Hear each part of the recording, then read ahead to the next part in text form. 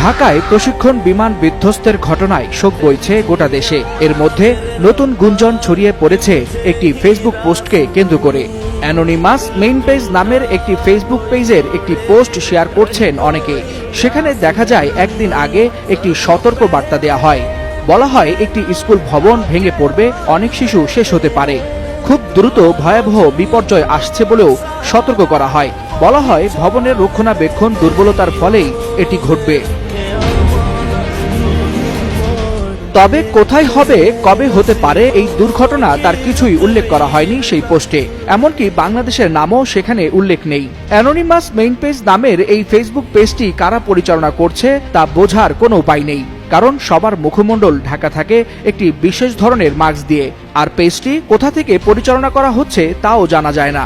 যদিও প্রোফাইল লোকেশনে লেখা আছে হাওয়াই, তারপরও অনেকে বিষয়টিকে মাইলস্টোন স্কুল অ্যান্ড কলেজের উপর বিধ্বস্ত হওয়া বিমান দুর্ঘটনার সাথেই মেলাচ্ছেন।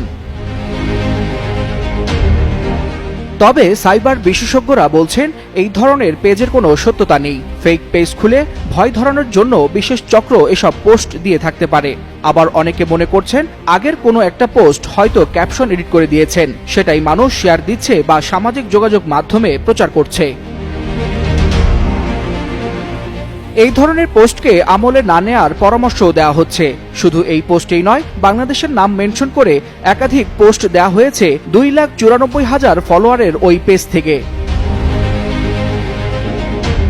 তবে দুর্ঘটনার বিষয়ে আইএসপিআর জানিয়েছে যান্ত্রিক ত্রুটির কারণে প্রশিক্ষণ বিমানটি বিধ্বস্ত হয়েছে। তদন্ত শেষে আরও বিস্তারিত জানা যাবে। এমনকি পাইলট বিমানটিকে ফাঁকা জায়গায় নিয়ে যাওয়ার চেষ্টা করেছিল বলেও উল্লেখ করে আইএসপিআর।